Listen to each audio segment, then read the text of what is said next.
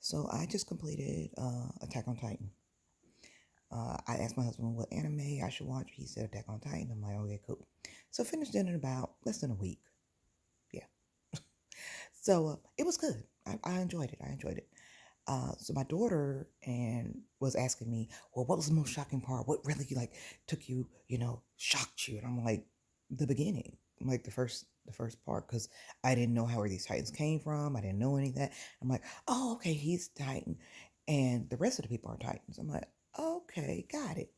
So because I'm like, where the hell where they just keep coming from? Like, how are you that big and you just pop up? So I was like, yeah, exactly. I'm like, okay. So figure that all out, and cool. But like the twists and turns did not shock me because the first season I was like, oh, so is old boy the colossal titan? I'm bad with names.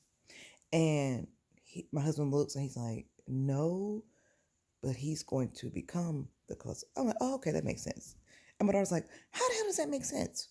Because I read smut and I read vampire books. I read the ones with, historical period books, period novels, all romance now. And I'm like, Attack on Titan is no different than the romance novels that I read.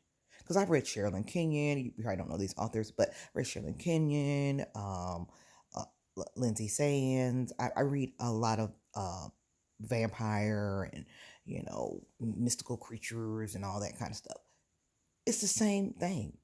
The weakest character becomes the strongest. So that just made sense that him's little scary ass was gonna be the colossal. Of course, he's gonna be the strongest one.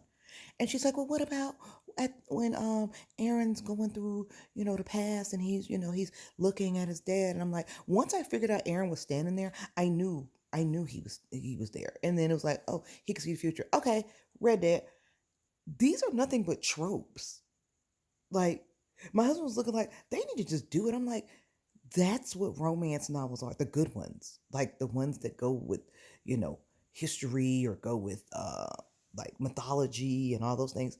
That's what they are. They just have sex. So nothing about Attack on Titan was like, oh, no. I know the tropes. I'm like, oh yeah, that's about right. Yeah, yeah, that makes sense. Yeah, you're not gonna get me.